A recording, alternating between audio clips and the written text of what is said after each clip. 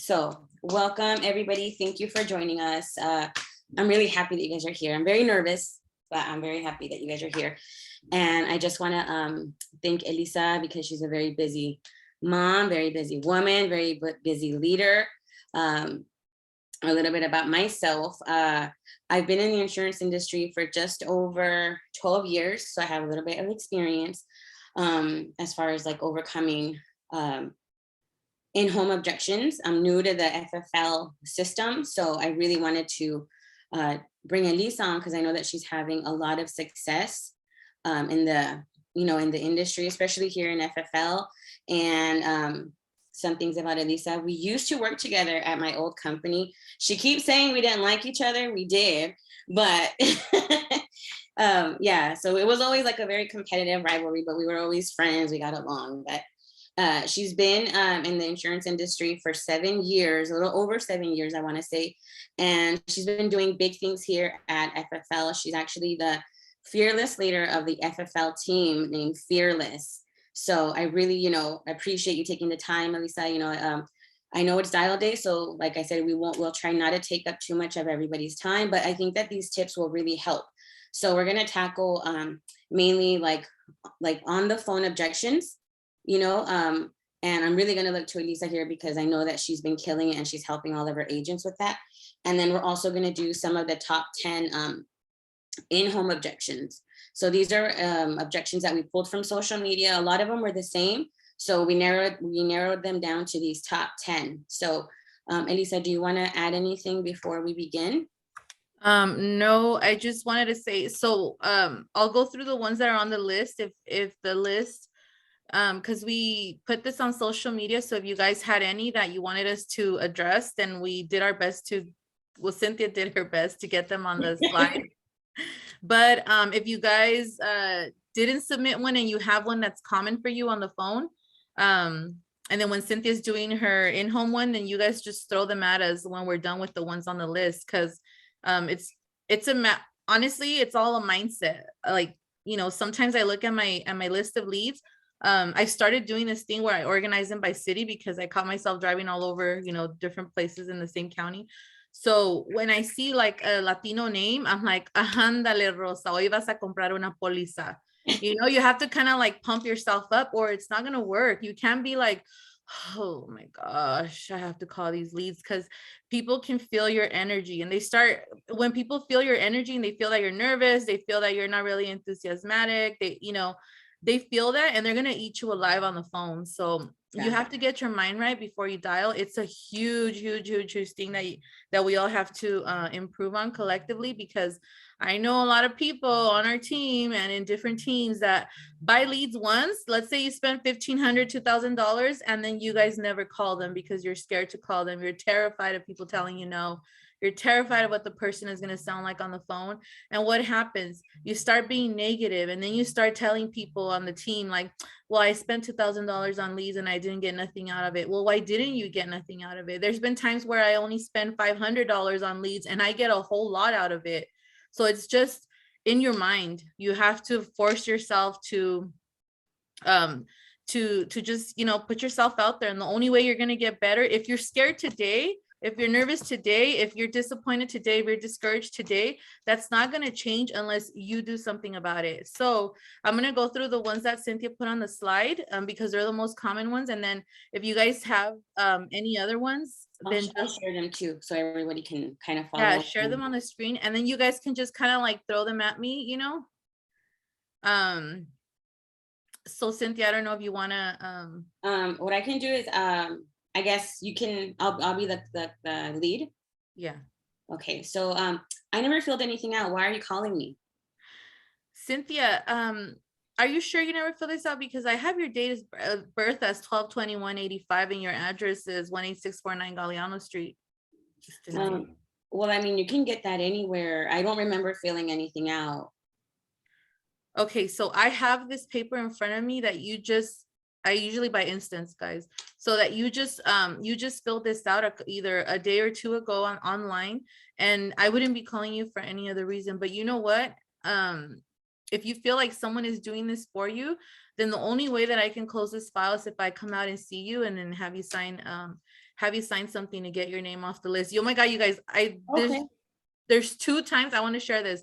There's 2 times I did this, that one of them was so funny because I was like, oh my God, are you sure? Like, I can help you get your name off the list so that nobody, ever gets it again. But I have to go see you because they make me go out and see you personally. I go, whatever. And I'm thinking like, oh my God, like, how am I going to bring it up to him? Because he said he didn't need life insurance. The guy said he was rich or whatever. And so I get there and he lived in a men's home. It was like for like a halfway, like a recovery home. And I was already thinking like, I'm gonna sell him. I know I am. He's gonna see me. He's gonna like my attitude. He's gonna like my energy, and he's gonna buy a policy from me. And then I get there and it's like a bunch of guys like recovering from drugs and alcohol. And I was like, I'm not even gonna walk into this chargeback central. So and then another time I was like, I kind of like scared the lady over the phone. Like, she kept saying like, no, someone's using her information. She had already reported it to the FBI and I don't know what. And when I get there, I ended up selling her a policy. It was like $22, $23, but I still sold it, Once I got there, she was like, I'm really glad I met you. And I'm like, girl, I'm glad I met you too. You just paid for my gas. And I guess that this kind of goes into the second one, right? Which is stop calling me. I keep getting phone calls. Can you stop calling me? But the truth is about number one, you guys, they did fill it out. Do you really think someone is sitting there filling out these for people in their family, knowing their address, their date of birth? No, they filled it out, They just probably by the time you called them, they've already gotten a million other calls, because they kept filling it out. So and people lie. And honestly, people lie. If they get like 5 calls and you're the 6th one that calls, I didn't do this, just but persistence is honestly like the biggest key I found, and being polite on the phone. Being very polite on the phone. You can still be stern but polite. I wouldn't ever like lower myself to someone's level. I've had people that are super angry and yelling at me and like, telling me that this lady told me that she was gonna bite my head off if I called her one more time. And this goes into number 2, stop calling.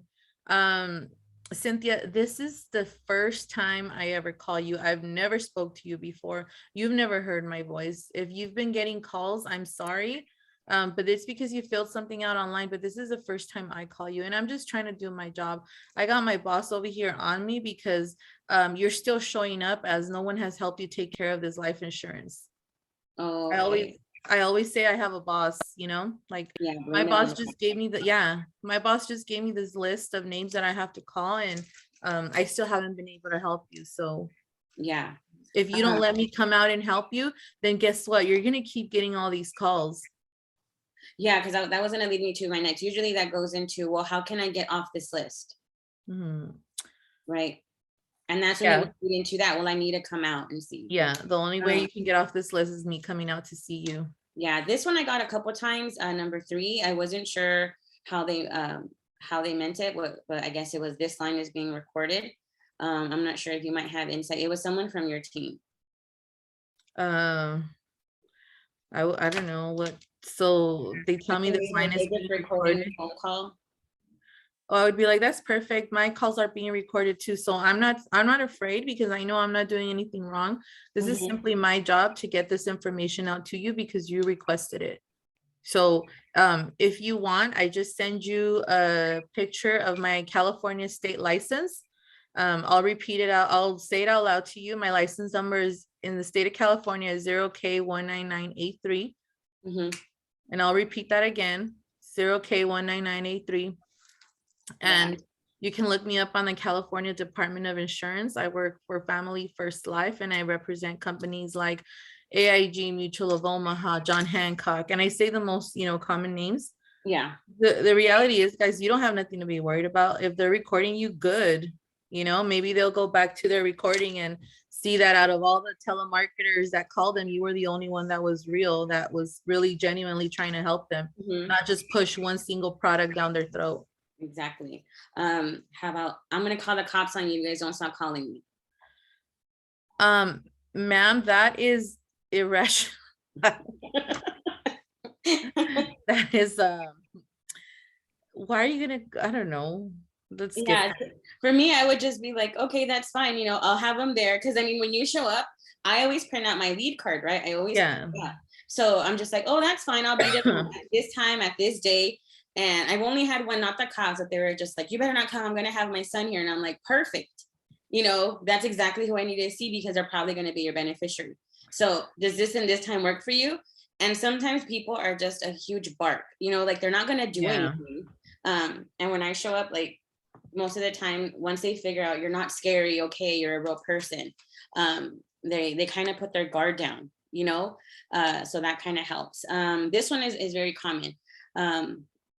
Okay, yeah, Elyssa, I understand you want to see me, but my schedule is just all over the place. I really don't know when I'm going to be available. Okay, perfect. Look, I'm very busy too. I have 3 kids, and I also have a husband, and I also have a whole bunch of other people I need to go out and see. But you know what? I got time right now. If you have a few minutes, we can take care of this right now. And if not, if maybe later on and you're going to be somewhere where, I don't know, you're having lunch somewhere or something, like we can even do it over Zoom. So if you want it, let me just pull up my my laptop. Let me just get signed in right here, and I'll go ahead and help you now. And you kind of try to close them over the phone, or if they're not able to talk right now, then set up a Zoom, you know, and but make them accountable for the appointment time, because then that way you make sure that they don't forget. Yeah, exactly. And like me, from I'm very used to in-home, you know, presentations. So that might be, you know, get ready for call to closes. I know, get to your local work spots office. That's where I'm picking up a lot of tips right here. I'm in the Bakersfield office, a Relentless office, and I've been picking up so many good tips from all the other you know, agents that are here. They know how to how to call to closes. So that's one of my weaknesses, and I'm learning how to get stronger, you know, just from hearing Myra, you know, Maldonado. She's very good at that. Very, you know, and she usually gets those where it's like, I'm in a hurry. Oh, perfect. I have some time right now. And she's very polite, very pleasant. And she's done, at least every time I've been here, at least 2 call to closes for that same reason, because they have no time, you know, and we're already on, you know, usually on dial days, we have everything in front of us anyway. So why not, you know? And you guys, when I first started FFL, I already had prior experience. So I thought I knew it all. I was that person, my first lead purchase, I got like 35 leads. Hardly spent any money, you know, and it was like during the Arizona convention, and they were like, they had a discount, and I was like, oh yeah, I just bought leads. And I called maybe 1 or 2, and they told me I already took care of it. And you know what I did? I didn't call them for a few days, and then I freaking door knocked all my leads. Isn't that stupid? Like, I didn't even try. I now looking back at it now, I was just like, oh my God, that was so dumb. But I know that it's something common that a lot of people do, because they get scared of the phones, they get scared of rejection, or they're just lazy. It's not like digging at anyone, but it's true. We do get lazy. We see the stack of leads, and in your mind, you're saying like, damn, I need to call these leads. Damn, I need to call these leads. But you don't do it because you let other things get in the way of something that's important. These people requested the help. They need it. You're licensed to help them, so go freaking help them. I went through that too. That's why I can say like things like that. Like, it was so stupid for me to buy all these leads and go door knock them all without even trying, because it is stupid. Because you guys know how many more families I've helped by actually booking the appointments, as opposed to just going door knocking. Door knocking is great. I love door knocking, because especially for the people that are super mean or super skeptical on the phone, when I show up, I'm gonna tell you what I do. I got a picture of my kids on my phone. I always pull up a picture. No, I didn't fill anything out. I didn't, you know, or they were mean. I'm like, hi, Cynthia, my name's Elyssa. We spoke on the phone yesterday. I was trying to get a hold of you because you were looking for quotes on life insurance. And I know you said over the phone you took care of it. Sometimes I tell them depending on what I feel at the moment, but there's times where I don't even tell them that we already talked on the phone, and they try to kind of be negative, like, I'm busy, I don't have time right now. You know, whatever excuse they have. Like, Cynthia, look, I'm busy too. I'm a mom. These are my kids. This is the only time that I have to work before I got to get home and pick them up. So I'm trying to do my job so that I can get my boss off my back. If you just give me 15 minutes, I can show you what I do, the companies that I represent, and hopefully I can try to help you. And there's this lady that told me one time, like, people are like, be genuine, you guys. Don't be afraid to let them know why you're there. You're there to help their family because you have a family of your own to take care of. That's always my, like, I hate that feeling that I would have in the beginning where when I wouldn't make the calls, of driving home feeling so stupid, feeling like such a loser because I didn't make the calls, because I didn't make the effort. You know that feeling when you're driving home and you know it's already late, you know you're gonna walk in and your family thinks that you've been working all day and you didn't do shit. You just wasted all your time. You just sat there and looked at the leads. You just sat there and talked to your friends, and you didn't do what you're supposed to do, and you're coming back home empty-handed to your family. That's a horrible feeling, and I've been there before, and you guys should not keep going to that place anymore. So get out of that. It's all in your mind.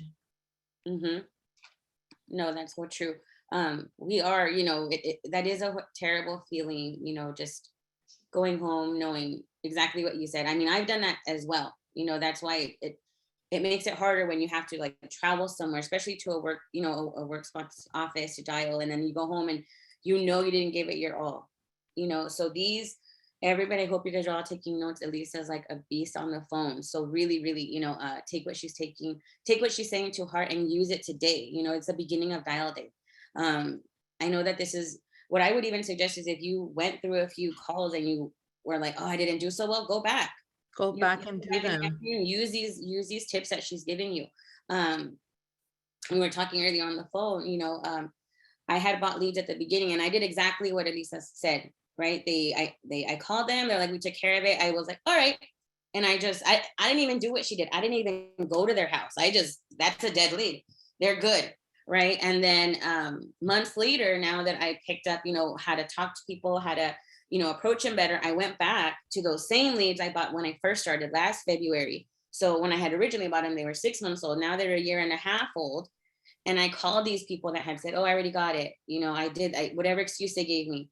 And now with these new skills, I was able to book, a few from old leads, right? Mm-hmm. Old leads. Mm-hmm. Yeah, I'm sure were already like resold and had been called by other agents, but I was still able to squeeze something from it, because, a lot of agents roll over too easy.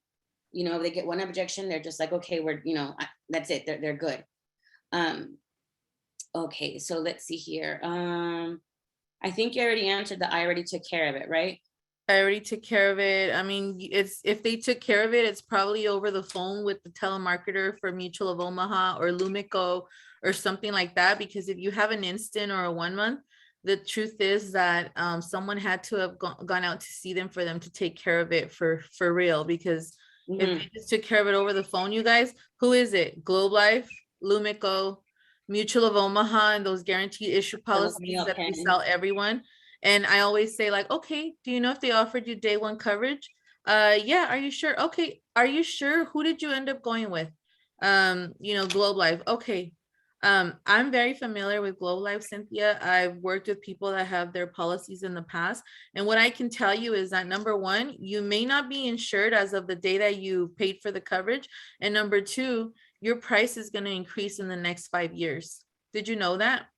Right. No, I didn't know that. Mm-mm. Of course you didn't, right? So let me help you. Do you have your policy with you, or do you have an email that you can send me a screenshot, or can you read it to me? Yeah. Like 99% of the time when they're reading that back to you, they catch themselves like, oh, they didn't tell me that.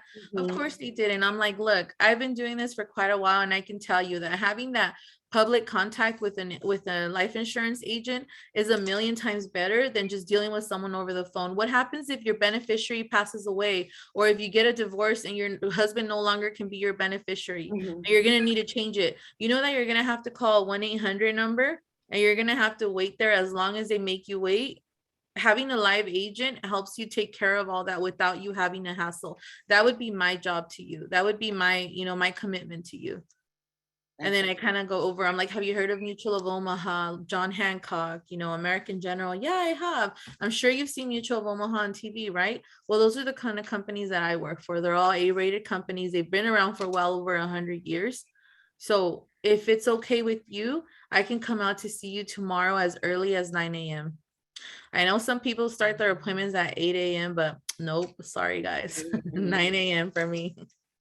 I want to share a couple of things that I heard here because I would get stuck and then on that one, right? I'm just like, oh, okay, they already took care of it. A couple of rebuttals that I heard here in the office. One of them is from Joanna Mosqueda, right? We all know her, she's amazing.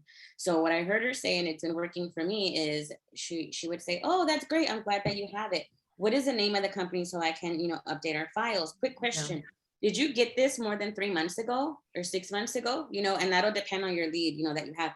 And then she'll just let them know. Perfect. Well, that's one of the reasons I'm calling, because of COVID, our rates have changed throughout the industry. So we want to make sure that we're giving you the actual the best rates possible.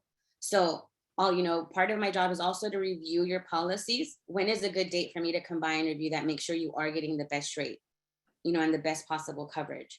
That one has, I've used it a bunch, and it has helped me overcome that. And I do book it because what do people always want? They want to pay the least as possible, right? And get the most benefit that they can for their dollar. Yeah. So when you tell them that, it's like, okay, good. Yeah, come and see me. That's one. And then yeah, pretty much that's the basic one that I've been hearing. Or just policy reviews, right? They don't even mention COVID. I've heard some agents just say, great, my job is just to review the policy, make sure everything's up to date, make sure you're getting immediate coverage, not 2-year wait coverage, touching on what Elyssa was saying, right? They don't know what they have. They just know I got a policy in the mail, I'm good. They don't know the specifics of it.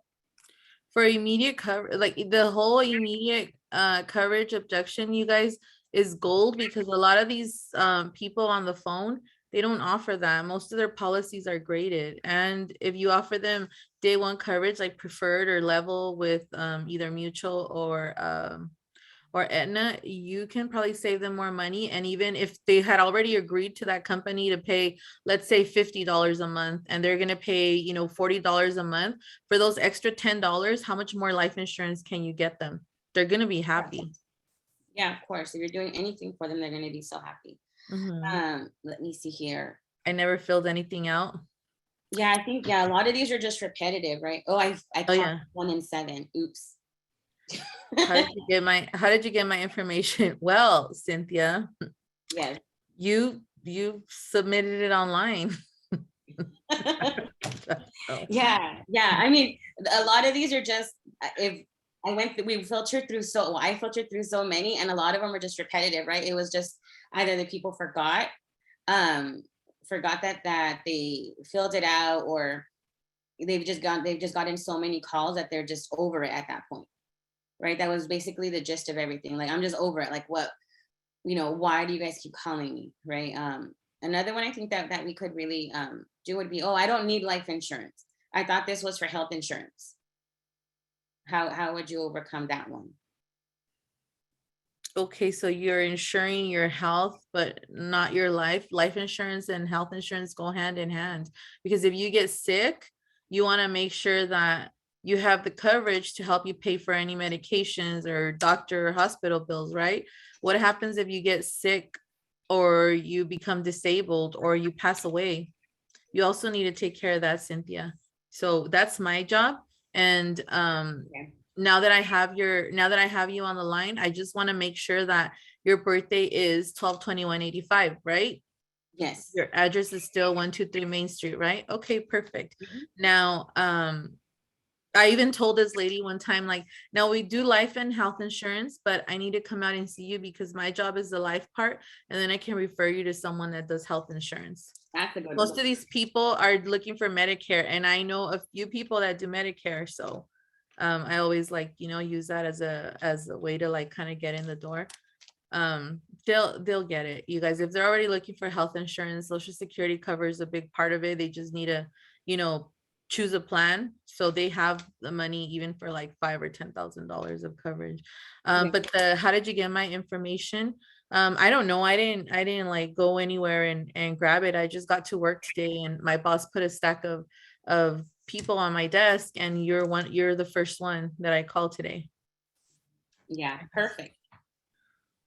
Yeah, I would say That's what I tell them too. For my objection, my rebuttal for that would be the same thing. I don't know. I get names from different places. Sometimes it's you filled something out on Facebook. Another time is you filled out an online survey. So my job is just to give you the information. That's what I would tell them. That works a lot too, because people just get paranoid. With all this fraud going around, they just want to know you're a real person and that you're not going to scam them. I think that's the biggest fear for people. Mm-hmm. Right. And then this one, do you pay for your leads? I think Actually, it's into like, did you pay to get my information? yeah, I did. Of course I did. So I only work part-time. I only work when I have a babysitter for my kids. And it just so happens that the stack of people interested I got today, you're in it. I don't even know what the hell I would say to that. Let me start over. Okay. What would you say? Why would I lie about it? Yeah. No, I wouldn't. I had that. It was funny that was brought up because someone did tell I've me. never They're had. like, did you pay for my information? And I'll tell them, yeah, I paid for a list of people that needed help. And your name just happened to be on here. And this list that I get is from people that requested help. Again, I go to on Facebook, online, or you mailed something back. That's what happens when you fill things online. They go to a list and people, that can help you actually get that list. So Okay, that's good. I was like thinking of what to say, but I'm like, wait, why would I lie? Of course I paid for it, yeah, That's I where wouldn't. you're gonna sit with me tomorrow, Karen. Yeah. Okay, so I think that's it. Okay, before we move on to the in-home objections, does anybody have any phone objections that they want to touch on? You guys can just unmute yourselves and then mute that one after you're done. Hi, ladies. This is Emily. Thank you, first of all, for taking the time to showing us, these objections.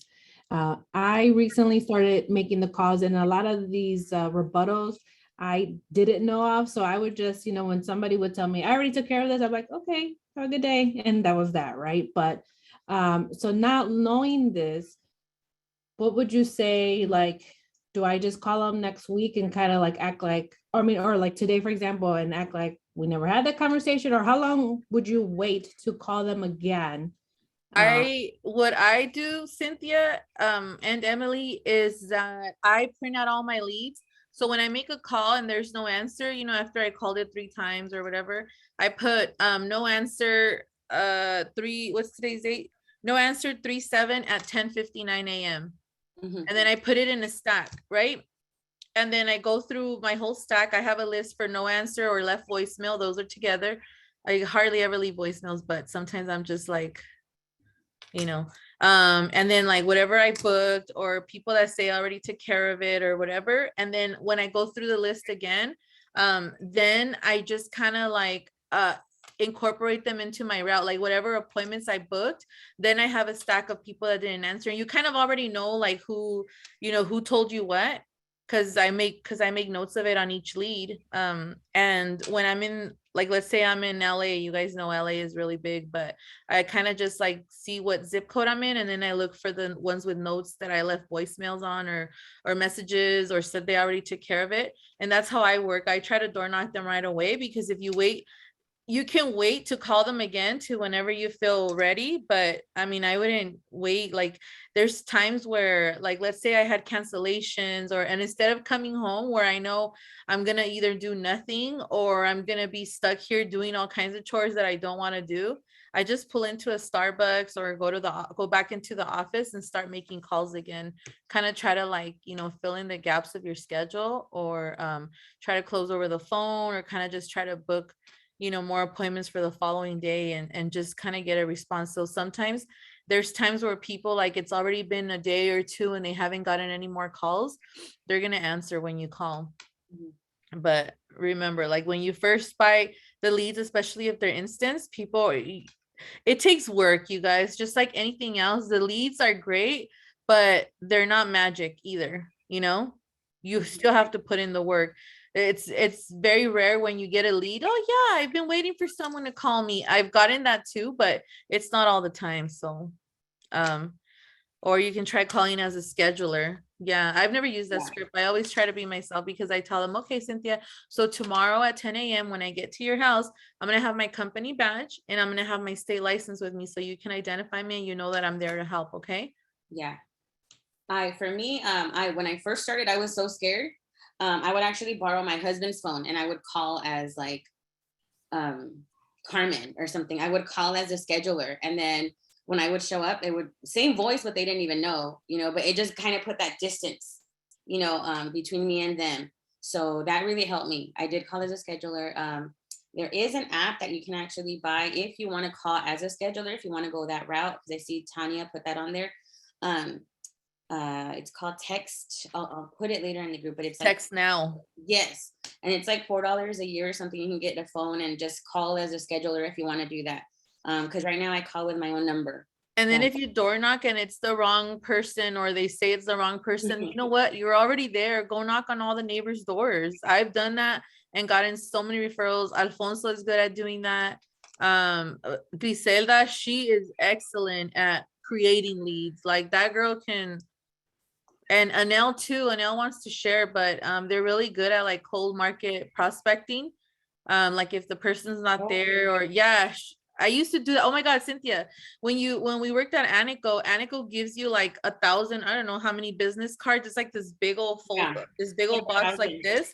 I was brand new, you guys. I worked for years at a call center that I hated because I had this helicopter boss that was always watching everything we did and I hated it. And I was only making $12 an hour. And I knew that my aunt used to work for Anico, and every time I would go to her house, to me, it was like, oh my God, her house was humongous. And, I saw that every time that we would go out to eat, she would always pay for everyone. And, she would like, I would see her refrigerator and she always had like the expensive food that you find like at Sprouts. And to me, it was like, oh my God, my mom would only go there when she had coupons or, so I knew, I always asked her, are you guys hiring? Like, do you, like, what do you do? I wanted to know. And I was like, insurance. Then one day, when I got there, she called my mother-in-law because we really didn't have like that close relationship. She's my husband's aunt. And my mother-in-law was like, hey, Monica said to call this guy right now. He has an office in Montclair and he has a job for you in El Monte, but call him right now because he's looking for people. So he's going to find someone else. And he gave me the job, you guys. And I was so like, all I knew is that I never wanted to go back to a regular job ever again. I never wanted to go make an hourly salary. I never wanted to like have someone watching over me like that. And I knew that I had to make it work. And I knew nothing about insurance at all, like nothing. And so what I would do is we used to pick up people's payments every day. And that was our job every single day, make sure that all the accounts for the company in that city were collected. And that was my job. So there was a lot of times where you had free time in between, I would go get lunch or, go do whatever I needed to do. But I always like took a bunch of business cards. I would walk into barbershops, wherever I bought my food or like just park somewhere and just start talking to people, hand out your business card. You don't know how many times, hey, my wife and I were just talking about this. Oh, my mom was looking for life insurance. Oh my God, you know what? I just got a policy with my friend. She's doing insurance now with Primerica. If I hear Primerica, that's my favorite because I know I'm going to go in there and I'm going to replace it.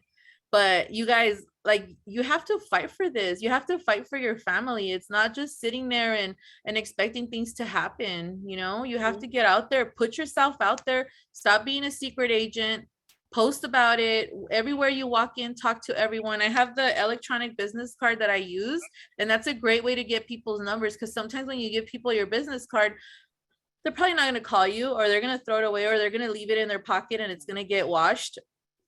So do the electronic business card. It's called Haystack. And when they ask you for one, oh, you know what? I don't have any more because of COVID, I got kind of grossed out. So let me send it to you. What's your number?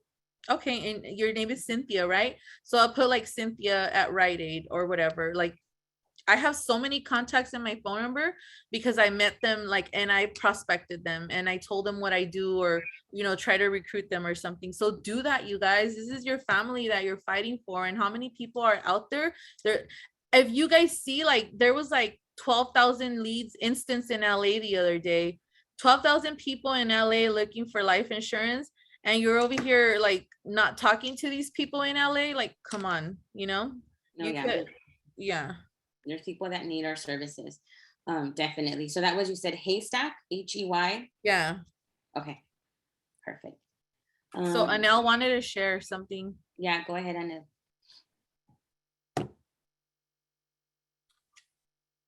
Anel. Is she on? Ya se durmió. Oh yeah, she's on. No, Maybe no, she- I'm not asleep. Sorry. Let me turn on my camera. Nada más que ando bien greñuda, eh? It's okay. I don't know. Sorry. Okay. So anyways, I wanted to tell you guys is that, for example, I've been in FFL for about a year, and I've always done like call center jobs and telemarketing and worked in like car insurance. So I've come from places where you make like 500 calls a day and you're expected to make at least 10 appointments a day, right? So I always thought if I give myself the same structure here, then it would go awesome. But the problem is that no matter how much experience I felt that I had, I always felt that the phone still like kicked my butt, you know? And lately, ever since I came back from the conference, I kind of feel that the conference helped me like figure out my leaks, where the big problem was. And in the end of the day, the problem is that I'm not making enough calls. Because when you're not making enough calls, you're not going to set enough appointments. And technically speaking, I was only setting about 9 or 10 appointments a week. So how much was I really expecting to make, you know? So this weekend it was the last week, I booked about 19 appointments total. Maybe 5 or 6 of those were phone appointments. The rest were in-home. I couldn't beat a lot of them. And also there was a lot of like no-shows. But out of those, I was able to make about 3 sales, and it was almost about like $5,000. And I've been calling nothing but old leads. I called all my leads from my CRM. I started obsessively cleaning them out because I was like, before I go door knock them, I'm gonna find out what's really going on. Mm-hmm. So even if the lead said, don't ever call me back, you know, put me on the do not call list, or whatever, I still called them because I'm like, whatever, what's gonna happen? You know, like I felt that I got like a harder attitude towards it. And I feel that once you actually know you're like, I feel that once you master the phone and getting a really good, I feel like I seen a video that said that if you number your appointments, then you'll really know how many good appointments you have. So there'll be times where you're a little bit nervous and you won't get all the information you needed. Like, oh, was he single? Oh my gosh, are they married? I didn't get that information. And then you feel like, man, now it's gonna be a one-legger. So that to me would already, if it was a number 5, now it's a number 2, because now I don't know if they're married or not. So it kind of gives you an idea. So that helps me a lot. And these are just little points that help me, you know? And also, like, when people tell me things, I don't take, like, I feel that if a person is still on the phone, that's because they're still interested. So don't lose your hope. People tell me, I know I'm not interested. And a long time ago, when I used to go to the Gardena office, I heard one of the guys say, oh, of course you're not interested. And now I haven't given you enough information to be interested. So from there, he would like keep talking to them.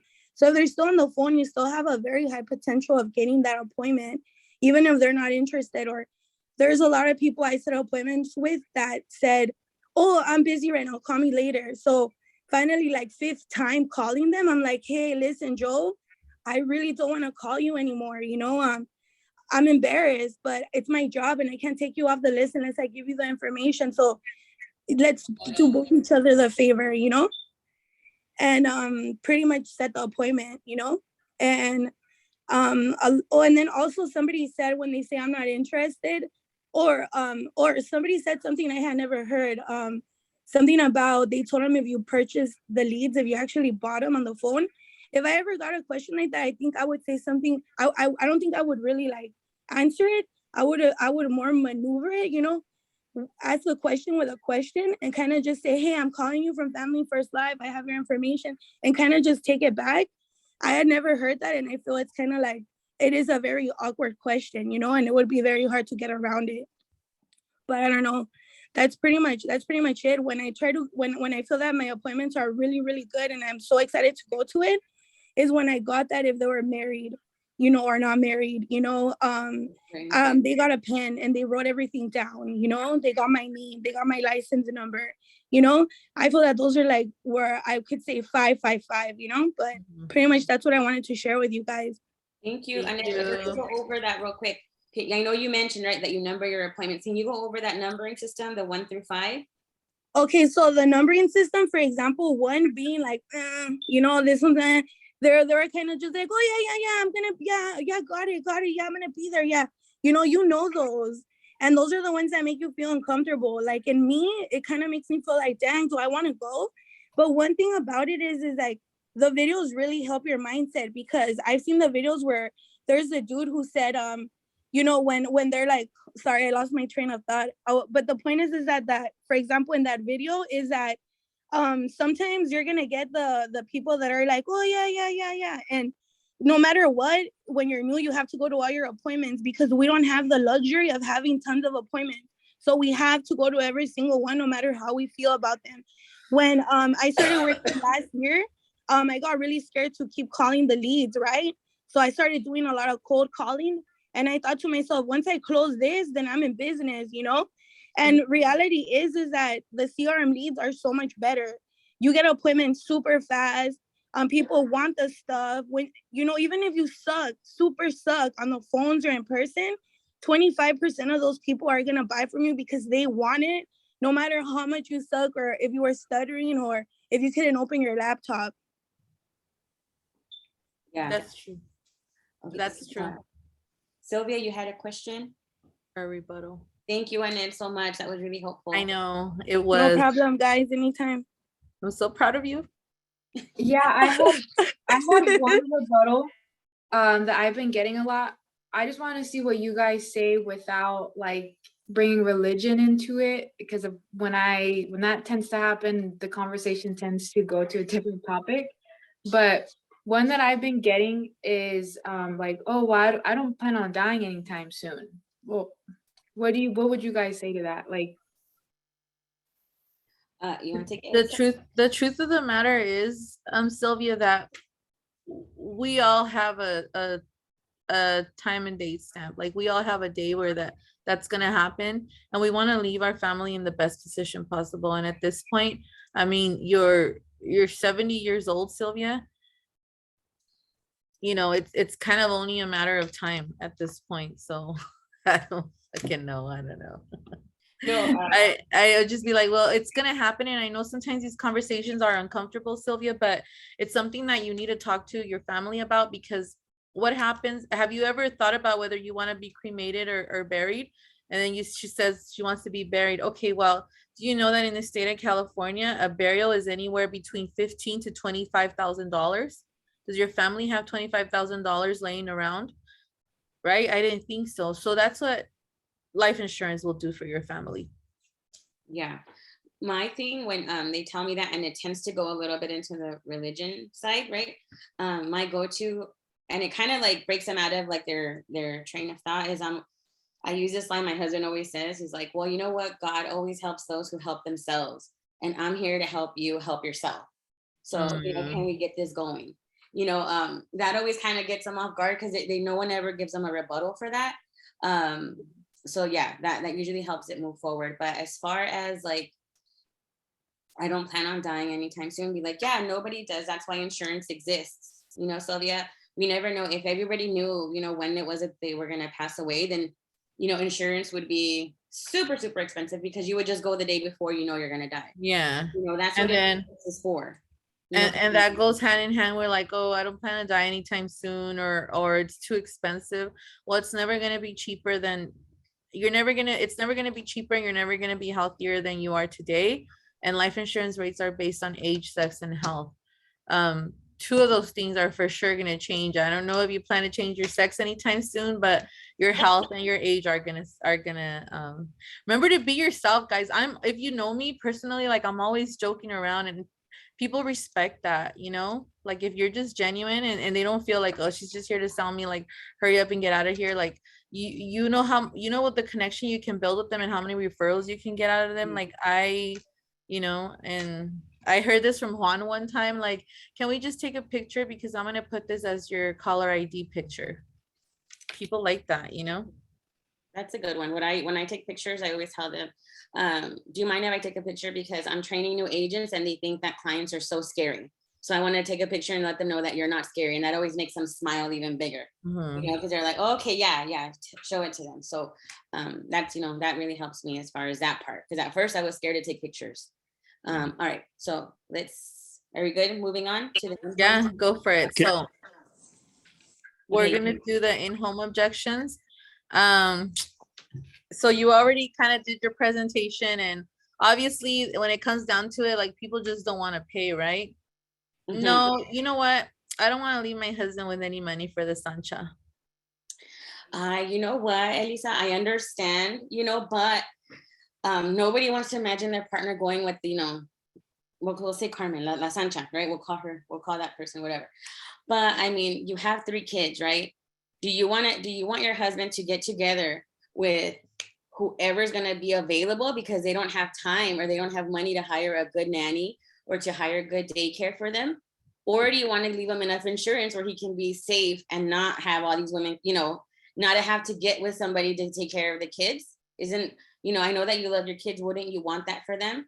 Give your husband that time, you know, to get prepared, find out, you know, that's what I would say. Let me see. That's one. I told this guy, because he was through the whole presentation, he was kind of just like being real negative, but in a jokingly way, like, no, no es cierto, no pagan, you know, like I know this person. You guys, Mexicans know a person for everything. Yeah. If you talk about something, oh yeah, you know, my comadre's neighbor's sister, whatever, they freaking know everything and they know everyone, right? So no, I don't want to leave any money for this Sancho. Don Ramón, si no le deja una póliza a su esposa, entonces sí va a tener que buscar un Sancho luego, porque no va a tener para pagar la renta. And in translation in English is, you know what, sir? If you don't leave anything behind for them, then she really is going to have to go find a Sancho to help her pay the rent, because you're not going to leave her with nothing. And then it kind of like hurts their ego a little bit, but it gets them to think, you know? Yeah. They don't want another man in their house right when they pass away. So they're gonna leave something behind. Yeah. Another one that I use, especially when it's a man, that is the one that's giving me this objection, is I always tell them, don't you want your children to always come to your wife if they need anything, as far as like clothes, shoes, or do you want them to go and ask another, you know, ask for help to your family or to your wife's future boyfriend? Is that what you want? No, insurance can actually help them with this. Yeah. And you're right, men have a big ego, so they don't want to think about that, you know. So just giving them that, you know, what I always do is I try to make it real, because a lot of people get so uncomfortable with this topic. They really want to just make light of it, you know. And I always try to like make it like, no, this is real. Like, we're gonna talk about something, you're not very comfortable with it, but it's only going to be like a 20-minute talk, but it's something that has to get done, you know. That way you don't have to talk about it ever again, you know. So whenever I get this objection, I know that it's just their first, like, just stop, you know, like it's their first rebuttal. They don't really mean it most of the time. They just want to see if you're going to just back off, you know. That's really what I get from that one. Some people are going to get it, but they're just going to make you work first. They're just like that, you know. Yeah, I met someone that said, I never say yes the first time.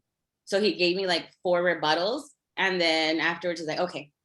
You know, he always intended to, but he's just like, I didn't want to make it so easy for you. Dick. Yeah.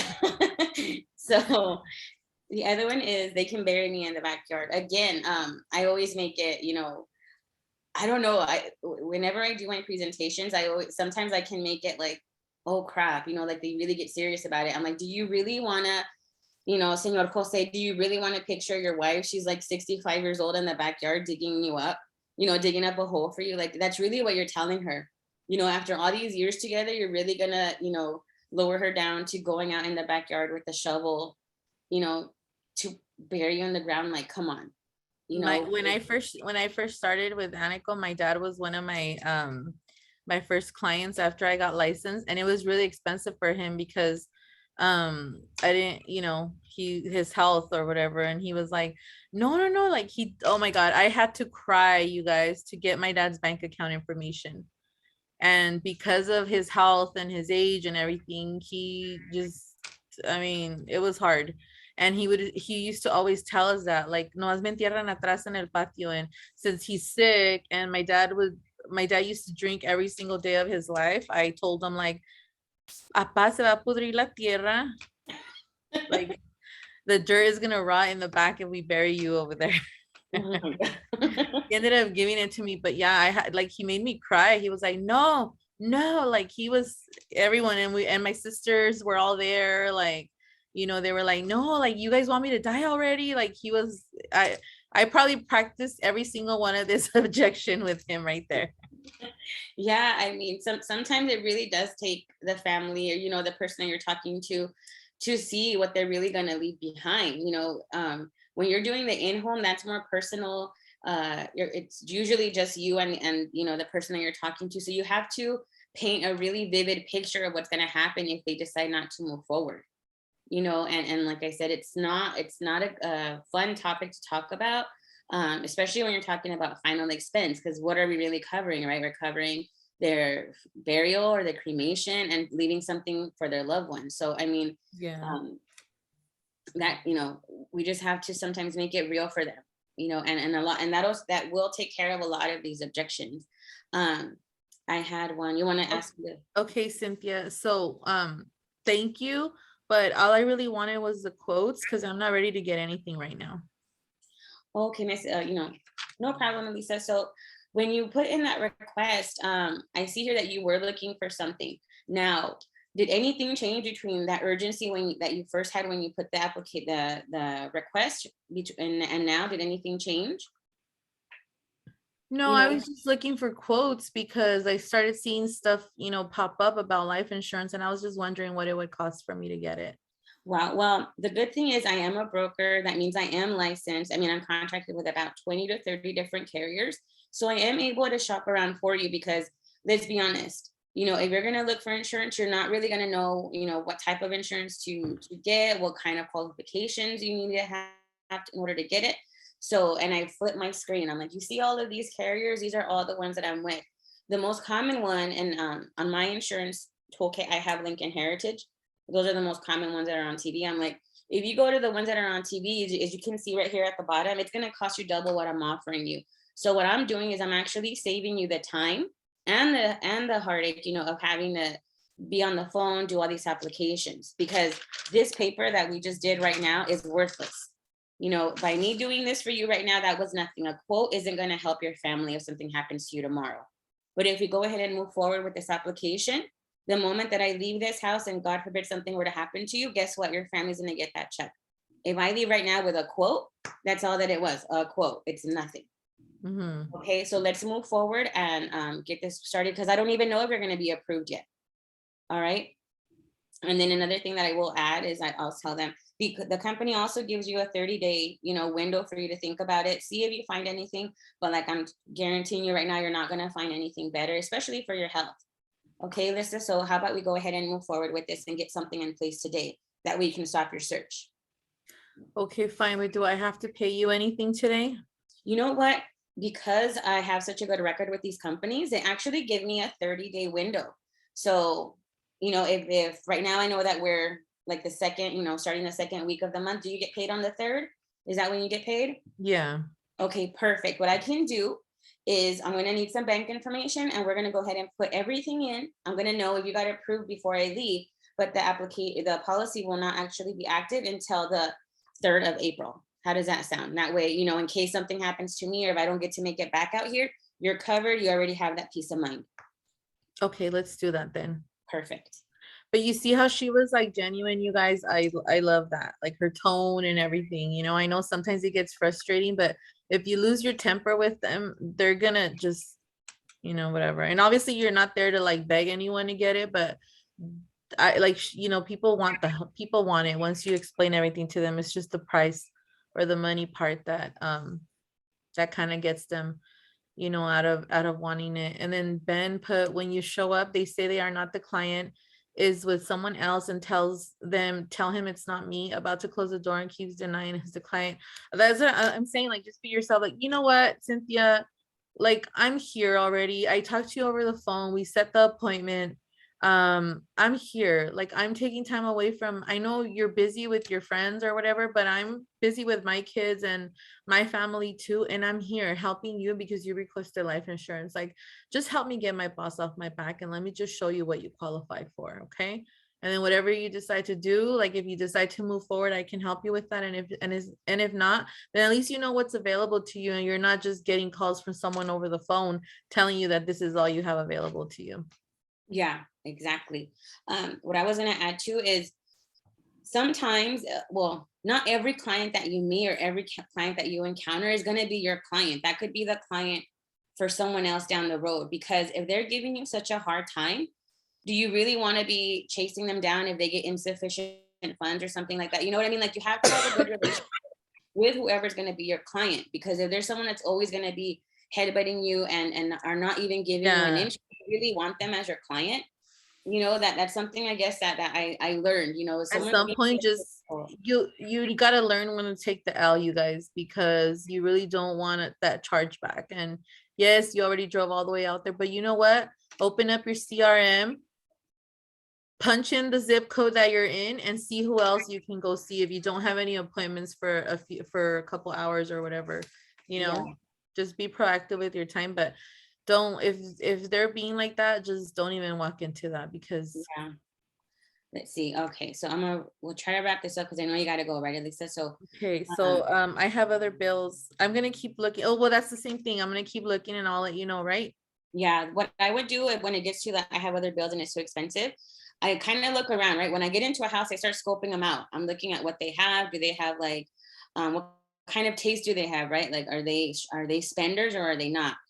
Usually if I ever get that response where it's too expensive, I'm like, look, I see you like myself, we like Starbucks. I'm addicted to it, so I spend easily $30 a week, right? I don't know about you, but this cost of this insurance, it's really only about 15% of your whole budget.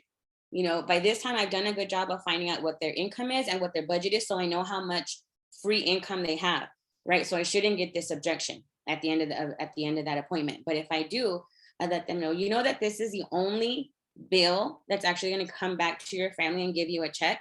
If something happens to you, your credit card bill is not going to come and pay your family anything. Yeah. That Starbucks bill that you have is not going to give your family anything. I'm the only one that's actually going to come to your house and help your family with something, not anything else. So do you think they can find it in your budget to probably cut out Starbucks, you know, twice a week or once a week so you can actually protect everything you have for your family? You know, and I don't like to get confrontational, but sometimes it's good to just keep it real with them. Let them know, you know, when they reflect, they're like, you know what? Yeah, like we do spend a lot on this stuff. And it would be smart to allocate some of those funds to protect, you know, my assets, my family. So whenever I get that one, I really break it down to their budget. And I'm like, okay, Elyssa, you told me that you bring home $10,000 a month, right? Combined with you and your spouse. Your budget, you know, to keep your income going, your household going is about $7,000. That means you have $3,000 of free money. Are you telling me that spending, you know, what is it, like 10% of your monthly income isn't enough to protect everything that you have going for your family? Is that what you're telling me? And then stay quiet. Yeah. You know, because by them, whatever the answer is, it's not the answer is not for you, it's for themselves. If they say, yes, that is too expensive to protect what I have for my family, you think that they're going to say that? No, because they're pretty much denying their family, you know, everything that they have. So no, I mean, that's the line that I use. And I've never had anybody say, yeah, it's too expensive. I never had that. Jason said, I've had several appointments where I booked the wife on the phone and made sure the husband would be there. When I get there, the husband refuses to bring his wife out and says she's busy. That must really suck to be married to someone that don't let you out the house.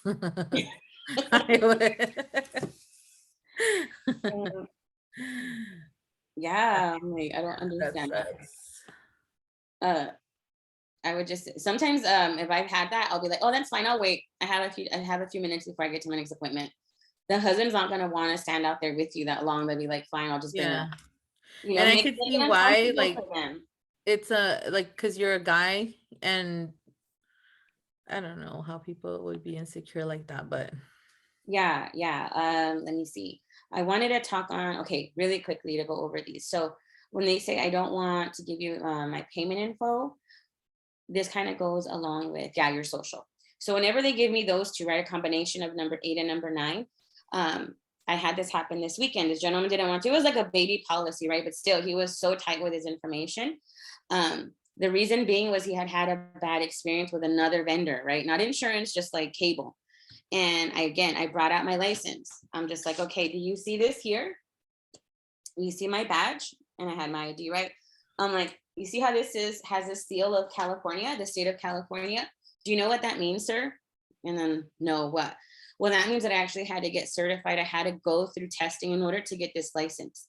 No offense, but what did your cable person have to do to get that job and to get access to your information? oh my God, I love that. You told me that the other day. Yeah, all they had to do was apply, right?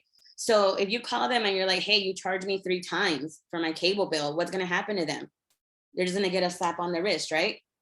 What's going to happen to me, sir, if I lie to you right now? What do you think is going to happen to all of my carriers that have put trust in me to cover families if I go ahead and lie to you? I'm going to lose my livelihood. Do you think that this $33 payment is worth me losing my livelihood?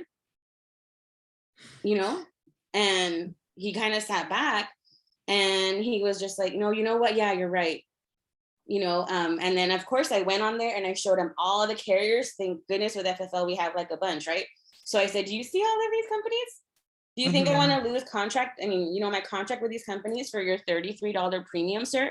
No, what I'm offering you is a $5,000 policy so that your fiance doesn't have to, sell your belongings, but I'm going to have to get your information for that, sir. Was it okay if you proceed? Someone told me, well, anyone could have just put that on there. Anyone could have made that paper for you. You know what? You're right. And I wish I knew how to Photoshop like that, because trust me, my pictures would look a whole lot better on Instagram and Facebook. But look, let me just pull it up on the website for you. And then I just look up the website with them. Mm-hmm. And that's what I did. And I brought his fiance into it. And I went onto the California, blah, blah, blah. And I looked it up and I gave him my license number. And then afterwards, he felt very confident, moving forward. And I got all the bank information, all the social. There was no hesitation. So, I mean, for that, I mean, use what we have, and sometimes, yes, you might have to challenge a person, but it doesn't mean that you're being mean to them. It just means you're stating, where you're at, your credentials, and that you are here to help them. You're not here to like scam them or anything, because who's the beneficiary? Not you. It's their fiance, it's their children. Right. So they're really the ones that are going to get the benefit. And you can always never be afraid to challenge them, but also watch your tone and with anybody in general, because you know how many fights I've started with my husband because of my tone. When I was just being sarcastic, or, like I was trying to be funny and he just wasn't in the mood. And imagine a client like already like, no, like they're exhausted with answering their phone all day. And then you're over here telling them something like just watch your tone and watch them change their tone. Yeah. It happens, you guys. People appreciate that. I aspire to be like Andrew Taylor and have that like calm monotone. Yeah. So monotone. I think number 7 is I have insurance through work. That one I think everyone gets. Or that one, I have insurance through work. Or no, you know what? My mom has that on me. Like, you're a whole adult. Your mom does not have life insurance on you. Yes. So on number 7, if it's through work, I don't know if anybody saw the video, but I kind of touched on some things. I let them know that's great. I applaud you for that, because usually it's pennies on the dollar that you have and your employer pays for a big part of it, but it does have some stipulations, right? So you have to be currently employed. So let's just say you get hurt or you get cancer. They're not going to have you working, right? They're going to put you on disability. So the moment that you're on disability and off of payroll, that insurance is gone. So it's really important that you have your own insurance. Now, another thing with work insurance is that it's not going to pay out immediately. If you die tomorrow, that company is going to want to do a full investigation, and your family needs this money today in order to get your arrangements going. If not, they're going to have to use a credit card, sell some things in order to get this done. Why are you going to give them that headache? And then I go over all the stipulations that insurance, that work insurance has. And if they tell me, oh, I have it. My mom has it for me. I'm like, that's great. I bet she got it when you were a baby, right? So usually back then, back in like the 70s, when they had it for you, 5,000 was the max. Do you think 5,000 is going to be enough, you know, for your family at this point? No. Let's go ahead and supplement that for you. Want to Yeah. add anything on that? Elyssa? No, Yeah, we learned this with American National. Remember, life insurance started because of the miners, the coal miners, remember? A Yeah. lot of people that we would collect their premiums, it was literally 50 cents, 25 cents, because they only had about $500 to $1,000 of insurance. Because back in the day when life insurance, you know, started coming around in the US, it was just to protect, just in case something happened to the miners. It was only intended for them, right?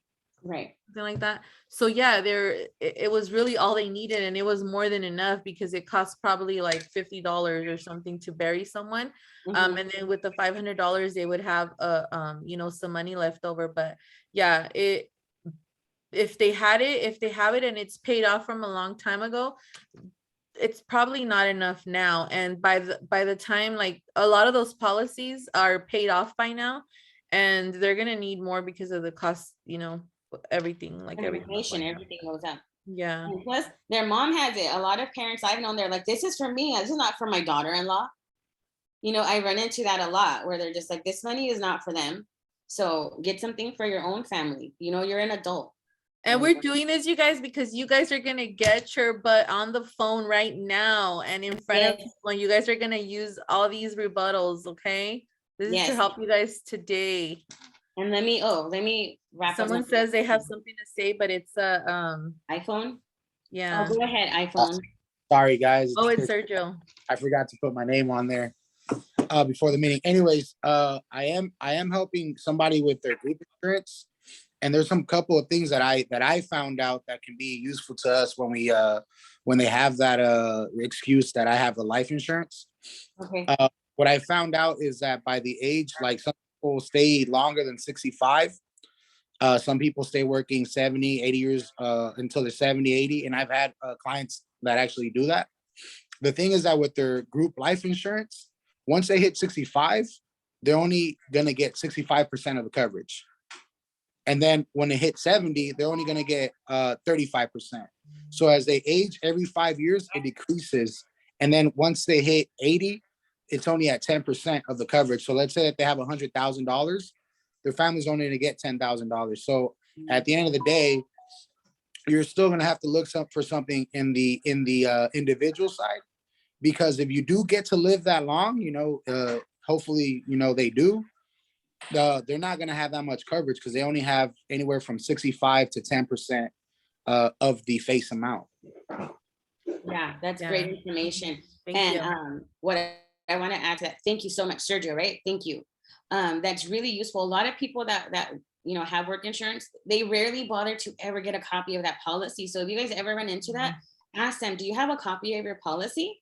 You know, It's not even a policy. Remember, it's not even a policy, you guys. It's a certificate of insurance, because they don't have a policy. They're part of a group policy. So I always tell them, like, can you get a copy of that? It's not even a policy. It's called a certificate of insurance because you're part of a bigger policy. So, and then people are like, really? I promise you, Cynthia, just go to HR and ask them for a certificate of coverage or a certificate of insurance from the group policy, so that I can show you that everything I just told you is the truth, and you can see for yourself that yes, you have $100,000 of life insurance and you're only paying $8 a month for it. But if you pass away and you're not working, or if you pass away at a certain age, you're not going to be covered for the full amount. Can you just do that for me, please? And they'll do it. Yeah, really good tips. Let me see. So people not wanting to give their payment info. No, we did that one already. Okay. Why do you need Yeah, my the little social short and medication? Yeah, I kind of wrapped that up with you pretty much qualify yourself, right, with your license and everything, so that they go ahead and give you that information. What I want Oh my God, let me talk to my kids. Oh my God. Okay, go. You go. Let me talk to my kids. Cynthia, it's frozen. No.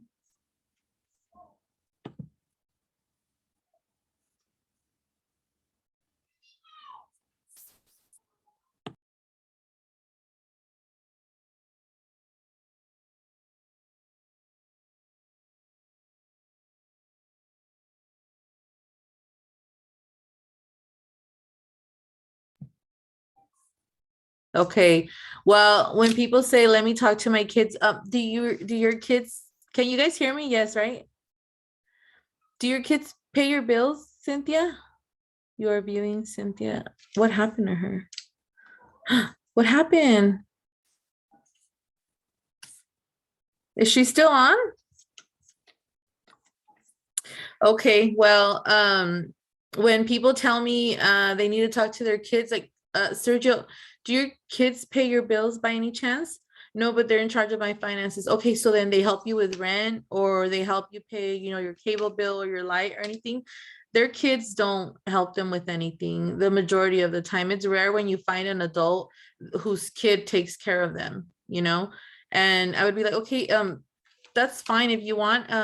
What I like to do is I like to call the rest of the family or the beneficiary and let them know that I'm sitting with you and go over the benefits. That way I can help you get covered today. I don't know how Cynthia would handle it, but this is, to me, that's ridiculous. Like, I think it's a way of them trying to get out of it, obviously, but just hop on. But the 99.9% sure that their kids don't pay their bills and don't, put money in their pocket like that. So I would just be like, may I ask why, or just kind of like be direct with them. Like, Sergio, do your kids help you pay for your rent or your light bill or anything like that? I want to add on to that. I mean, we've had a couple incidents where we booked the appointment and then we booked the appointment and then we have the appointment with the parent's like 60, 70 years old, and the kids are there. We've had incidents where they kick us out, the kids, or they're like Karens and Carinos. That's what we call them, Carinos y Karens, because they are protecting their loved ones. And I just want to know how would you handle that? Has that ever happened to you? It has several times where I'm talking to the parent. The parent is going to pay for it. The parent is the one that asked for it, but the kids are there being nosy, thinking that they're going to get them something better because they're coming from a place of greed where they think that their mom or their dad can qualify for $500,000 of life insurance with, I don't know, insulin and all this stuff. And they really can't, so they're like, no, mom, like, we're going to look somewhere else, or no, we'll think about it and we'll let you know, because they want to get more insurance on their parents, but they're not willing to pay. So, okay, so if you didn't like this, you want me to look with another company, because I have other companies available, but I can tell you right now, based on everything your dad just told me and his health and the medications that he's taking, he's not going to qualify. I promise you. Well, that's weird because we got a quote from AAA for this much. Exactly. You said a key word. You just got a quote. A quote is not a final, it's not a final answer and a final determination about whether or not he qualifies for life insurance. So it's never going to be cheaper than it is today. And if you wanted more coverage and you're willing to help him pay, then I can help you stack another policy on top of this one so that instead of $30,000, he can have $60,000 of insurance. But if you're trying to get him covered for more, are you going to help him pay for the remainder of it? Me and Alice had this girl that the guy was ready. Like, he had already brought all his information down. Like, he wanted it, and the daughter just, she wanted him to get something where he could invest, but the guy was like 60 something years old. Like, he was getting ready to retire. There's no way they're going to want to pay, $300, $400, $500, $600 for an IUL or something, there was no way. So I, like Cynthia said, just don't be afraid to be direct with them. How would you overcome that objection, Cynthia? Sorry, I don't know where it cut me off, but what I would always challenge them is, I would ask them, do you, Elyssa, do you always have to run something by a purchase by your kids if it's over $50? I'm sure you go to the grocery store and spend more than that. This is actually going to benefit them, and then I speak from my personal experience. I was younger when my mother passed away, and their premiums were $50 each. But I was so thankful that they actually had this in place without me knowing, because when she passed away, it was such a relief for me to know that they had done the right thing. Wouldn't you want to give that same relief to your children? Of course. That, oh my goodness, thank God mom took care of this, or thank God dad took care of this.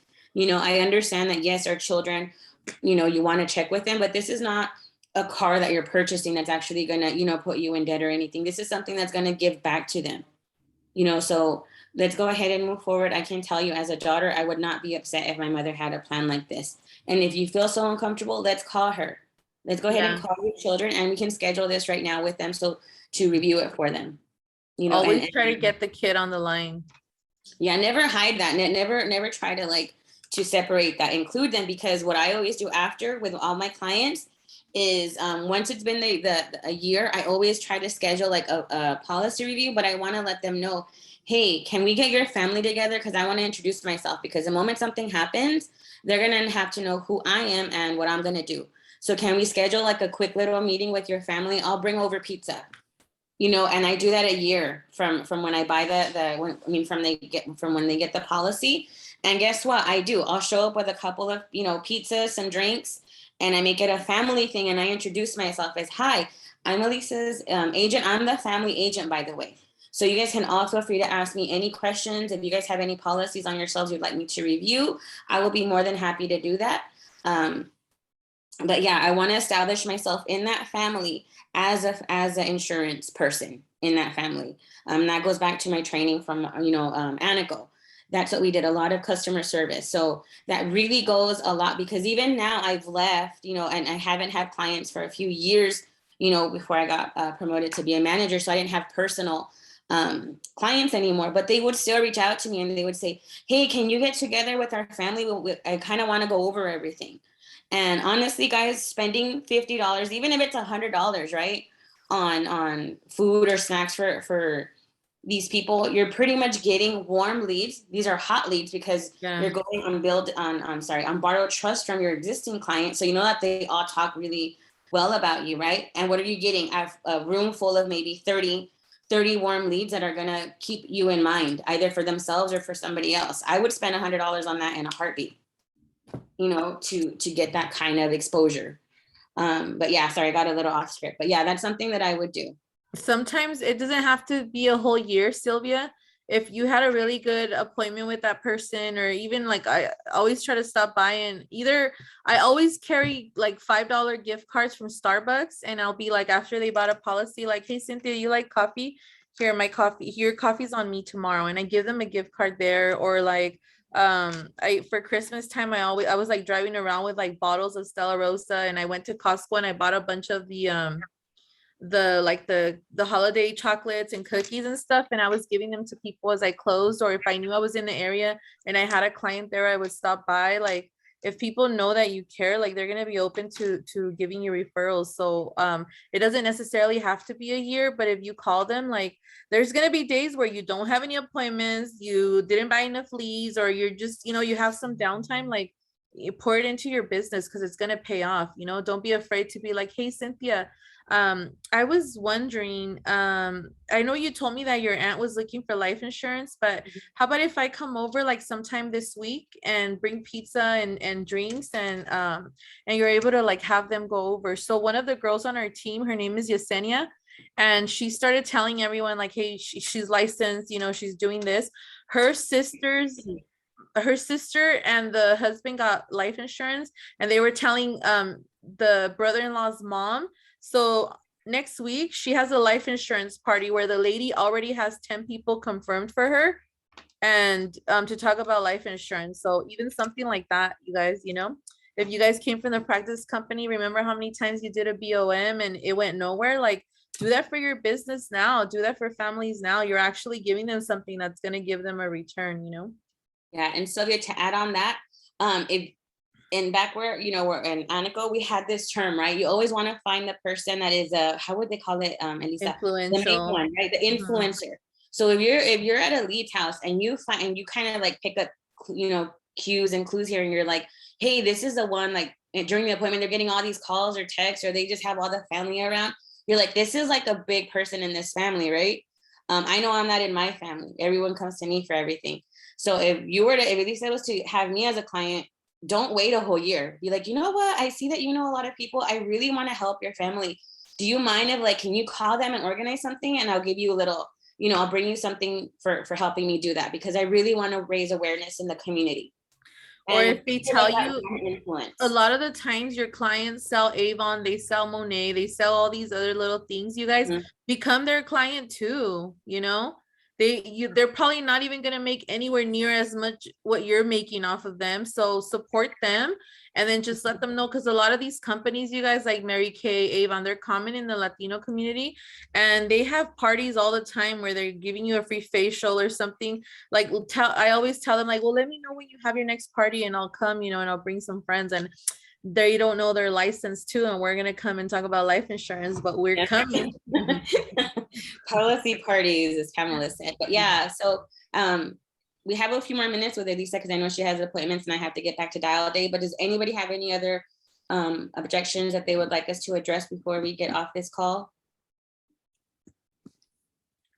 Everything you guys heard today, I want to hear stories later on in the Relentless Group Me of how you use them over the phone or in an appointment this week. So Yeah. okay. Can I get a 1 in the chat if you guys got something helpful? I've always wanted to say that. Okay, Josh.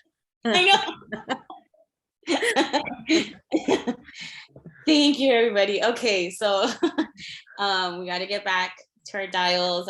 Thank you guys for joining us. Thank you, Elyssa, so much for giving me your time. Thank you. Giving everybody this time. I did record it just for the, in case anybody missed it, but since I got kicked out, I'm not sure if if it recorded it to the cloud, so I'll let you guys know. But thank you guys for everybody that was here, okay? Thank you guys for coming on. This is going to be your biggest week. Remember, do not go back home until you have results to bring back home. Do not leave the office until you know that you did what you needed to do, you guys. Like, have some respect for yourself. Thank you, yes. Bye.